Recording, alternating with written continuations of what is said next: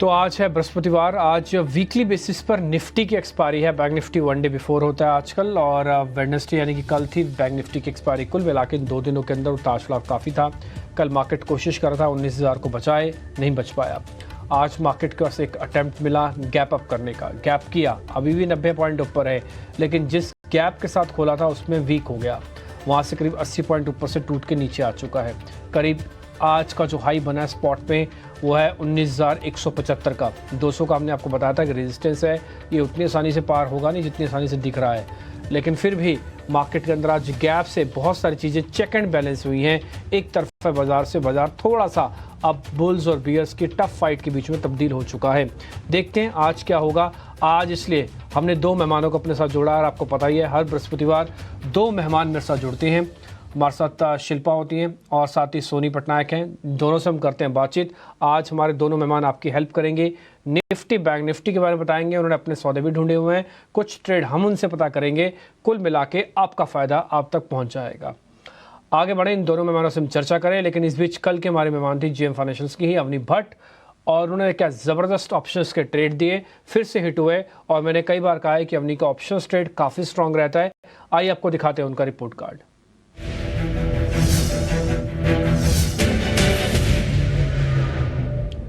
कल आपको ध्यान है बीएचईएल की कॉल के बारे में जिक्र हो रहा था। हमने आपको टारगेट भी बताया था, 128 रुपये तक का टारगेट होगा। ये हमने प्राइस के हिसाब से इस ऑप्शंस का टारगेट और स्टॉप लॉस आपको दिया था। 30% का गेन आपको वहाँ से हुआ है। जिस रेंज पे आपने इसको पकड़ा 120 से लेके 127 की रेंज में, ये एक ऑप्शंस का ट्रेड था। दूसरा, अडानी की पोर्ट्स की 780 की पुट थी। आज आप देख रहे होंगे अडानी ग्रुप के शेयर्स में ज़्यादा मोमेंटम नहीं है। अडानी एंटरप्राइज को छोड़ दिया जाए, 25% का गेन वहाँ से। एम्फेसिस से करीब 1% का गेन आपको आया होगा। तो अवनी के ऑलमोस्ट एक और पॉइंट भी उन्होंने रखा था कि अगर आप बैंक निफ्टी में भी देखना चाहें कोई ट्रेड, तो बैंक निफ्टी में भी ट्रेड दे सकते हैं। वो हालांकि हमने वो डाला नहीं आपके लिए, लेकिन फिर भी कुल मिला के ये सारे के सारे जो स्टॉक्स की ऑप्शंस हैं वो हिट साबित हुई हैं। कल भी हमने आपको चर्चा करके यही बता रहा था कि 2-3 ऑप्शंस ही होंगी, आप इसका फ़ायदा उठाइएगा। तीनों के तीनों ऑप्शंस का ट्रेड आपकी स्क्रीन पर आपको दिख ही रहा है। खैर, हम थोड़ा आगे बढ़ते हैं। अवनी को बहुत बहुत बधाई, आपने अच्छे से शेयर्स दिए, और आज दोनों मेहमान भी आपको बिल्कुल बेहतरीन सौदे के साथ देंगे। इसलिए मेरा कहना है कि आप और कोई शो देखें ना देखें, लेकिन इस 12 बजे के शो की इंपॉर्टेंस ही यही है कि यहाँ पे हम सेलेक्टिव ट्रेड आपके सामने रख रहे हैं। और हमारी तो कोशिश ये होती है कि 2 से 3 trade, 4 trade max to max आपके सामने रखें, लेकिन वो रखें तो अगले दिन 22 घंटे 24 घंटे के अंदर ही उसका असर ज़ोरदार आ जाए, आपको उसका भरपूर फ़ायदा मिले। सोनी पटनायक हैं, साथ ही शिल्पा हैं। पहले दोनों से इंडाइसिस का व्यू ले लेते हैं, फिर हम स्टॉक्स की चर्चा को शुरू करेंगे। सोनी, आपसे शुरू कर रहे हैं। बहुत शुक्रिया समय देने के लिए, first of all thank you very much. और शिल्पा, आपका भी बहुत शुक्रिया, थैंक यू वेरी मच, आपने समय दिया। आपकी दोनों की जोड़ी बिल्कुल हिट जोड़ी है, जैसे जय और वीरू की हुआ करती थी ना एक ज़माने में शोले मूवी में। तो ऐसे आप हमारे शो के दोनों सुपरस्टार हो, जो आप थर्सडे को हमारे साथ जुड़ते हो। सोनी, आपसे शुरू करें। पहले निफ्टी पे जरा टेक बताइए। आज गैप मिला, लेकिन प्रॉब्लम क्या हो रही है, गैप का भरपूर फायदा नहीं उठा पा रहे हैं। जी, good afternoon Dimpy ji and सारे दर्शकों को। निफ्टी डेफिनेटली आज गैप अप दिखा है, बट वो रेजिस्टेंस के पास ही ऑलमोस्ट गैप अप से ही खुला है। सो 19,200 250 एक बैंड जो है निफ्टी में काफी स्ट्रॉन्ग रेजिस्टेंस है, क्योंकि पिछले सीरीज में यही एक बहुत ही क्रूशियल सपोर्ट था जिसको ब्रेक किया है निफ्टी ने। सो अभी वो रेजिस्टेंस में कन्वर्ट हो गया है। और ये भी एक चीज हमें याद रखना है कि निफ्टी में शॉर्ट रोल्स हुए हैं अक्टूबर टू नवंबर सीरीज। थोड़ा अभी रिकवरी देखने को मिला है पहले 3-4 दिन ऑफ द सीरीज, क्योंकि ऑलरेडी मार्केट्स काफी ओवरसोल्ड में चले गए थे। बट अभी शायद वो इसी रेंज बाउंड या फिर साइडवेज मूवमेंट में हम कह सकते हैं कि रहेगा थोड़ा 18,800 से लेके 19,200 तक। अब मोस्ट लाइकली एक हफ्ता या फिर 10 दिन के करीब यहाँ पे रह सकता है निफ्टी इसी रेंज में।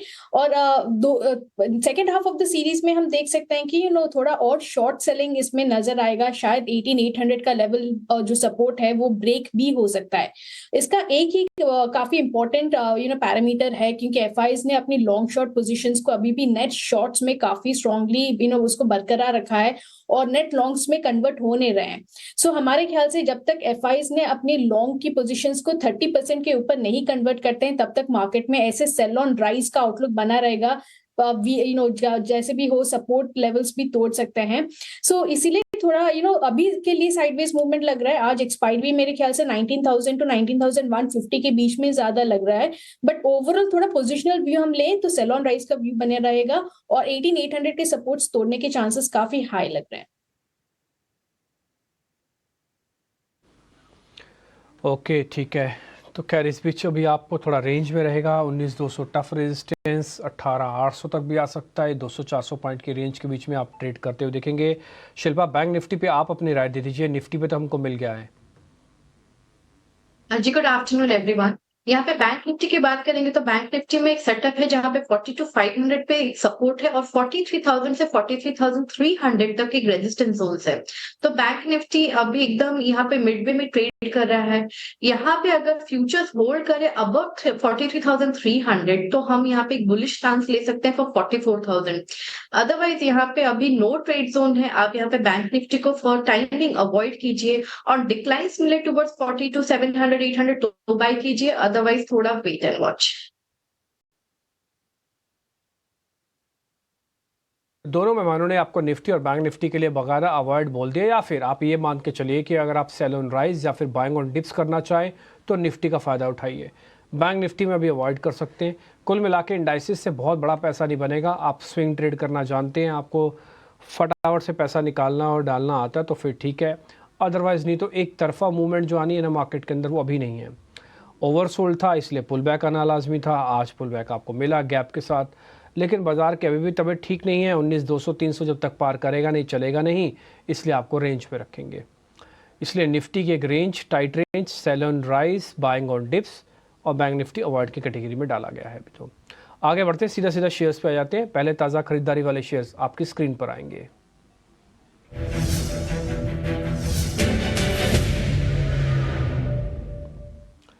आज जो पॉलीकैब है या फिर इस तरह की जो कंपनीज हैं जो कि इलेक्ट्रिकल से जुड़ी हुई हैं, उन सब के अंदर अच्छा मूव है। 2% पॉलीकैब ऊपर है और एक फार्मास्यूटिकल्स का प्ले भी काफ़ी अच्छा है। कल सिप्ला, आज ल्यूपिन 3%, ल्यूपिन आज चल रहा है 3.5%। इनके फ्यूचर्स की प्लेट आपकी स्क्रीन पर आ रही है, आप इसमें देख रहे हैं। ल्यूपिन के अंदर आज प्राइस और वॉल्यूम दोनों का एक्शन भरपूर है। सोनी, आपसे करते हैं शुरू। इन दोनों शेयर्स को जरा चेक कर लो, पॉलीकैब और ल्यूपिन। कोई ट्रेड है तो बताइएगा, नहीं तो लीव द मार्केट। जी डेफिनेटली डिम्पी जी, दोनों स्टॉक्स में आज काफी एग्रेसिवली लॉन्ग बिल्टअप पोजीशंस बन रहे हैं। ल्यूपिन में ज्यादा हमें दिख रहा है, 7 to 8% का लॉन्ग बिल्टअप पोजीशंस बन रहा है। सो पहले हम ल्यूपिन की बात करेंगे। ल्यूपिन यहाँ से टेक्निकल भी काफी स्ट्रॉन्ग लग रहा है मेरे ख्याल से। अभी जो करंट लेवल्स पे भी आप एंटर कर सकते हैं। बाई के लिए 1150 का छोटा स्टॉप लॉस लगाए। इसका पहला लक्ष्य रहेगा 1220 और उसके ऊपर सस्टेन करते 1240 के ऊपर जाएगा। सो ल्यूपिन डेफिनेटली यहाँ से हमारे लिए राय से बाई बन रहा है। पॉलीकैब में भी अगर हम देखेंगे तो काफी अच्छा टेक्निकल स्ट्रक्चर है अभी इसमें। एंड पॉलीकैब का जो टारगेट बन रहा है वो 5250 के तरफ बन रहा है। सो पॉलीकैब भी करंट लेवल से बाय करने की सलाह रहेगी। स्मॉल स्टॉप लॉस लगाए यहाँ पे, अगर आपको लगाना हो तो 5,000 का एक अच्छा सपोर्ट है, तो स्टॉप लॉस आपका वही बनेगा। बट 5250, 5300 का टारगेट बन रहा है यहाँ पे। ओके ठीक है, डन। तो आपको रिकमेंडेशन किए हैं, लेवल्स और स्टॉप लॉस आपकी स्क्रीन पर आ जाएंगे, आप इसको जरा नोटिस कर लीजिएगा। पॉलीकैब के 5250 का टारगेट, 5,000 का स्टॉप, और ल्यूपिन पे भी हमको कॉल मिली है। और हमने एक्सपर्ट्स को पूरी फ्रीडम दे रखी है कि अपना जो शेयर आपको देना है दीजिए, जिसको ड्रॉप करना है ड्रॉप कीजिए, जिसको स्वैप करना है स्वैप कीजिए, जैसे आपको ठीक लग रहा है वैसा कीजिए, लेकिन कुल मिला के अच्छे सौदे स्क्रीन पर रखिए। अभी तो हमारा सिलसिला चल रहा है शेयर्स पूछने का। अभी आपको सोनी और शिल्पा के मैं खुद से उनके द्वारा ढूंढे हुए शेयर्स भी आपके सामने रखूंगा। शॉर्ट कवरिंग के 2 शेयर्स पता करते हैं। शिल्पा जरा आप चेक करना उसको। पहला शेयर है SRF। ट्रस्ट तो नहीं हो रहा ज़्यादा इस शेयर पे अभी भी, बट शॉर्ट कवरिंग आई है तो इसलिए नोटिस हो रहा है, 2% ऊपर है। और दूसरा है गेल, इस पे थोड़ा ट्रस्ट है, बड़े स्लो मूवर है। ज़रा दोनों में चेक कर लो, दोनों में कुछ सौदा बनता है तो। हाँ जी बिल्कुल। यहाँ पे अगर हम लोग गेल की पहले बात करेंगे तो गेल यहाँ पे मुझे बहुत अच्छा लग रहा है। 120 121 जोन पे इस पे हमने बहुत बार देखा है बाइंग आता है, जहाँ पे टुवर्ड्स 127 120 130 के भी लेवल्स के लिए जाता है। और सपोर्ट यहाँ पे 117 से 118 जोन में है। तो अगर आपको आउटराइटली फ्यूचर्स में बाय करना है तो भी आप कर सकते हैं with stop loss of 118 for targets of 120 to 130, या फिर आप इसको 125 का जो कॉल ऑप्शन है आप इसके थ्रू भी पार्टिसिपेट कर सकते हैं, बिकॉज लॉट साइज यहाँ पे थोड़ा अग्रेसिव है। तो यहाँ पे गेल का 125 का जो कॉल ऑप्शन है, I just check the price. Dipti ji, if you can help me with the price. यहाँ पे 125 का कॉल ऑप्शन आप यहाँ पे ट्रेड ले सकते हैं। यहाँ पे ₹1.60 पे अभी ट्रेड कर रहा है। ₹1 के स्टॉप लॉस से आप यहाँ पे भी पार्टिसिपेट कर सकते हैं। ये आपको आराम से ₹3 से ₹4 तक के भी टारगेट्स दिखाएगा। ठीक है सर, मैम डन आपका। आपने जो गेल का ऑप्शंस ढूंढा है ना, वो भी ठीक है, हमने भी इसको ढूंढ लिया था। ₹1.65 का भी रेट है, तो हम डाल देते हैं उस हिसाब से स्टॉप लॉस। ₹1 का स्टॉप लॉस डालो, ₹3 का टारगेट डालो। 125 की स्ट्राइक है नवंबर वाली, ये 30 तारीख को एक्सपायर होगी, और आप चाहे तो इसका फ़ायदा भी ले सकते हैं। तो बैक टू बैक आपको ऑप्शंस का सौदा भी शिल्पा ने कन्वर्ट करके दे दिया है। ठीक, तो आपके सामने शॉर्ट कवरिंग आ गई है, ताज़ा खरीदारी आ गई है। ये दोनों शेयर्स हमने आपके सामने रख दिए। मंदी के शेयर्स भी आपसे ज़रा पता करेंगे, लेकिन उससे पहले एक छोटा सा ब्रेक लेना है। ब्रेक के बाद मंदी के शेयर्स पता करेंगे, शिल्पा और सोनी के, उनके अपने ट्रेड भी होंगे।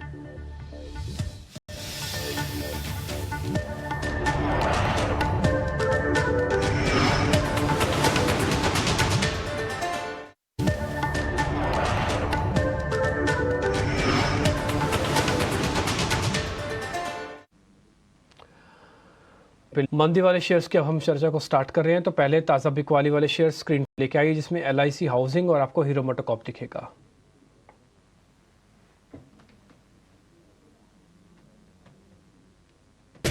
ये दोनों शेयर्स हैं 3%।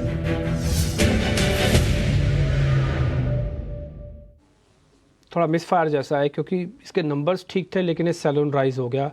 और हीरो मोटोकॉर्प के अंदर जो ऑटो सेल्स के नंबर आए, सुबह तो ठीक खुला था, लेकिन बाद में इसमें प्रॉफिट बुकिंग हुई है। तो दोनों शेयर्स अच्छे बेस था, अच्छे नंबर्स थे, लेकिन उसके बाद थोड़ी फॉल वापस देखने को मिल रहा है। सोनी, आपसे कर रहे हैं शुरुआत। LIC हाउसिंग और हीरो मोटोकॉर्प, दोनों के बारे में बताइए। ये दोनों शॉर्ट कैंडिडेट है, अगर कोई ट्रेड बनता है तो बताइएगा। जी, LIC हाउसिंग में आई थिंक अभी यहाँ से शॉर्ट करने की सलाह नहीं रहेगी। द रीजन बीइंग कि 440 की पुट में अगर हम देखेंगे तो काफी अभी भी स्ट्रॉन्ग ओपन इंटरेस्ट एडिशंस बन रहे हैं, यानी कि जो उसमें गिरावट ऑलरेडी होना था वो हो चुका है, और यहाँ से शायद 440 के सपोर्ट के साथ ये घूम भी सकता है। सो इसमें फ्रेश सेल करने की थोड़ा इसमें अवॉइड कीजिए। अभी at present risk reward ratio favourable नहीं बनता है। हीरो मोटर की बात करें तो प्रॉफिट बुकिंग नजर आ रहा है, बट ये भी मेरे ख्याल से अभी यहाँ से जो लेवल पे आ गया है थोड़ा सा बेटर लग रहा है कि और थोड़ा अगर डिप मिलता है तो यहाँ से आप खरीद सकते हैं, बट वो काफी नीचे आएगा। फ्रेश सेलिंग के लिए बहुत ही छोटा स्टॉप लॉस हीरो मोटर्स पे मैं सजेस्ट करना चाहूंगी। हार्डली 30-80 का एक स्टॉप लॉस लगाइए, 3080। उसके साथ ही अगर किसको सेल करना है करंट लेवल से आप कर सकते हैं। स्मॉल टारगेट रहेगा, 2980 का टारगेट रहेगा, वहां से आते आते आप इसको बुक कर दीजिए। एंड ज्यादा वेट मत कीजिए, क्योंकि इसमें रोल ओवर्स अच्छे हुए थे, तो ये एक लेवल के बाद बाय ऑन डिप्स बन जाएगा। सो छोटे ट्रेडिंग की अपॉर्चुनिटी है हीरो मोटोकॉर्प में अभी भी फॉर दी शॉर्ट साइड, और वेट कीजिए, जैसे आपको टारगेट मिलते हैं यहाँ से एग्जिट कर जाइए। शेयर्स डालो ना। ओके, ठीक है। तो लेवल्स आपकी स्क्रीन पर आ रहे हैं। आप यहाँ पे 2980 के आसपास का ट्रेड देख रहे होंगे, और स्टॉप लॉस भी माफ़ कीजिए 3080 आपको स्क्रीन पे दिख रहा होगा। एडवांस डिक्लाइन वगैरह भी आप नीचे अपनी स्क्रीन पे देख रहे हैं, ताकि आपको थोड़ा थोड़ा आइडिया लग पाए कि इससे बाज़ार के अंदर हमको करना क्या है।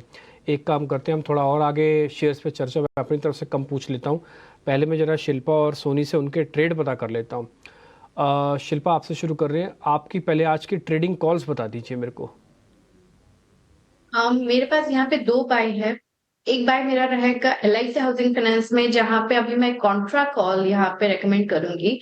ये शॉर्ट बिल्डअप में है डेफिनेटली, लेकिन यहाँ पे मुझे लगता है कि 440 पे एक अच्छा बेस है, जहाँ पे अच्छा खासा put writing we see very aggressive here. तो यहाँ पे 438 के स्टॉप लॉस से आई बिलीव यहाँ पे LIC हाउसिंग फाइनेंस को बाय करना चाहिए for targets of 450 to 460 zones. तो ये मेरा पहला बाय रहेगा। और मेरा फिर दूसरा रहेगा सेल रहेगा TVS मोटर्स में। TVS मोटर्स एक डाउन ट्रेंड में है, और यहाँ पे 1600 के ऊपर ही यहाँ पे अपसाइड मिलेगा।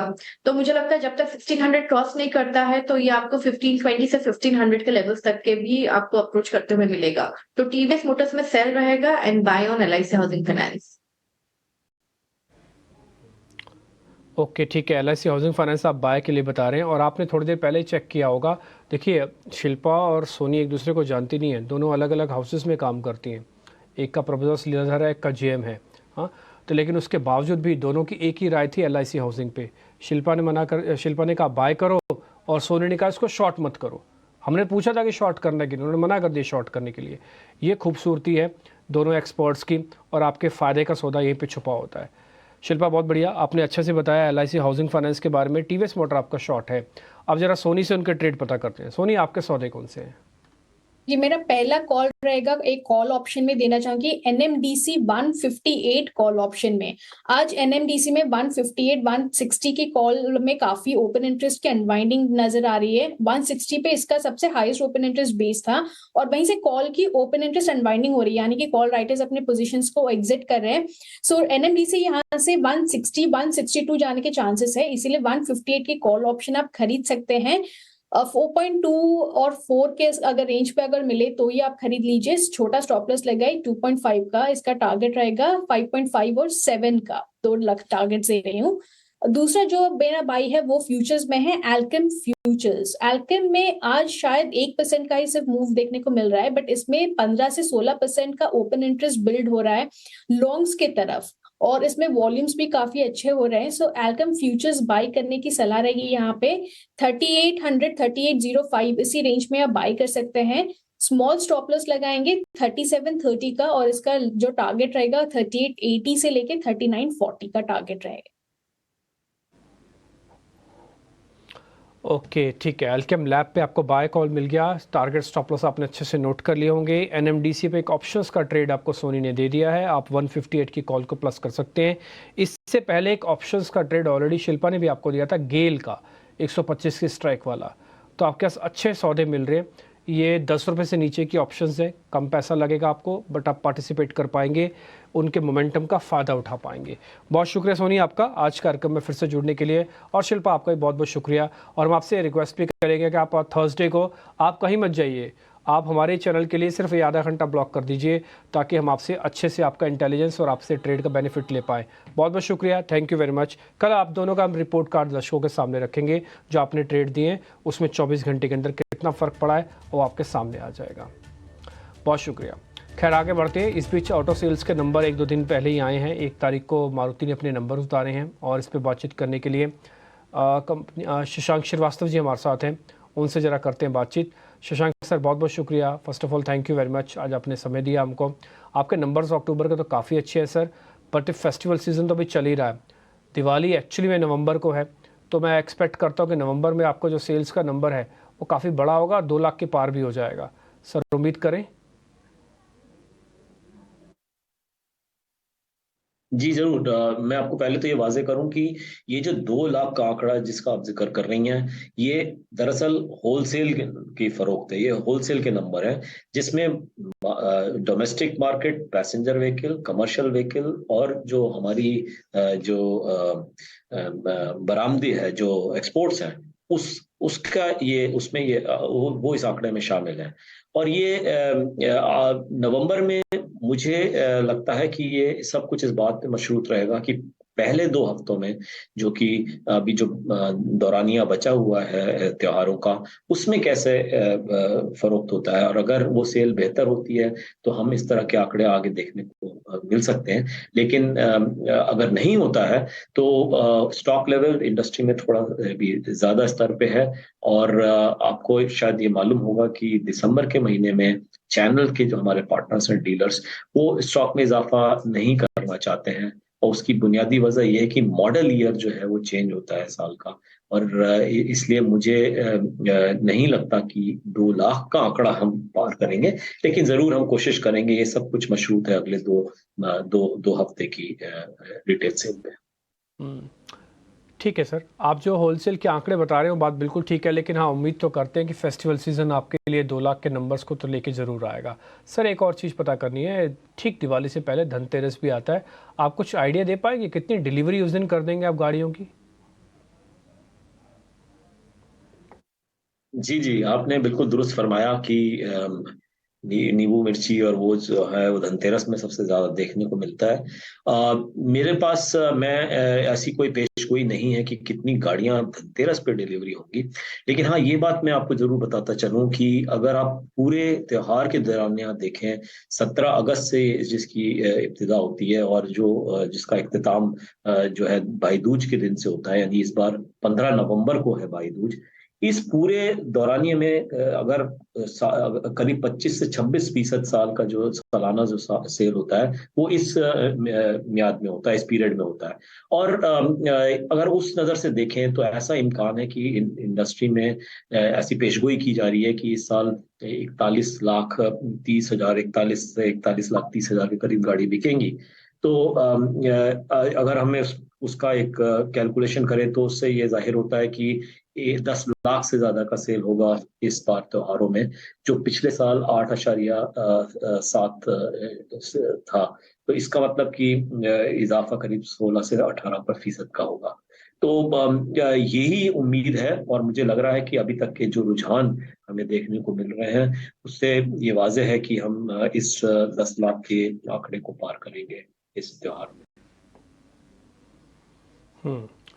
ठीक है सर, एक लास्ट क्वेश्चन शशांक सर आपसे ये पता करना है कि आपका जो एसयूवी सेगमेंट है, टोटल गाड़ियों में से भी चलो पूछ लेते हैं, एसयूवी क्या पूछना, आपका टॉप मॉडल कौन सा है जो इस बार अच्छा चल रहा है, अच्छा बिक रहा है सर? जी आपने बिल्कुल दुरुस्त फरमाया कि जो इजाफा हमें इस बार पैसेंजर व्हीकल्स में देखने को मिल रहा है वो काफी हद तक एमयूवी कैटेगरी में ही है। और बाकी जो रुझान है वो मनफी हैं, चाहे वो सेडान से मुतल्लिक हो या ओमनी से मुतल्लिक हो। तो जाहिर सी बात है एसयूवी और एमपीवी दोनों सेगमेंट में अच्छा तेजी से इजाफा हुआ है। और अगर आप एक कोई पर्टिकुलर मॉडल की बात करें तो ब्रेजा में बहुत अच्छा सेल हो रहा है, अर्टिगा बहुत अच्छा कर रही है, विटारा भी बहुत अच्छा सेल है, फ्रॉन्क्स, ये सारी गाड़ियां जो हैं बहुत अच्छा हमें नंबर दे रही हैं। और यही वजह है कि एसयूवी के और एमयूवी के सेक्टर में एसयूवी में भी हम नंबर 1 हो गए हैं, और जो एमयूवी है उससे तो हम 5-6 साल से ही नंबर 1 है, जो कि एसयूवी और एमपीवी को मिला के जो एमयूवी सेगमेंट बनता है। ठीक है शशांक सर, बहुत बहुत शुक्रिया, थैंक यू वेरी मच। खैर आपकी अर्टिगा गाड़ी तो खैर बहुत ही शानदार है, इसमें कोई दो राय नहीं। और मैं बोलूँगा अगर किसी को 7 सीटर में कोई गाड़ी देखनी हो तो वो बहुत सारे मॉडल्स आके चेक करे, लेकिन हो सकता है उसका मन अर्टिगा पे आके रुके, क्योंकि सीएनजी के साथ जो कंपेटिबिलिटी आपके इंजन की है वो बहुत ही शानदार है। मैं तो खुद इसको यूज़ कर चुका, इसलिए मैं बात बता सकता हूँ। और आप बता रहे हैं कि सबसे ज़्यादा यही गाड़ी आपकी बिक रही है, MUV। बहुत बहुत शुक्रिया Shashank sir, thank you very much आज समय देने के लिए। अब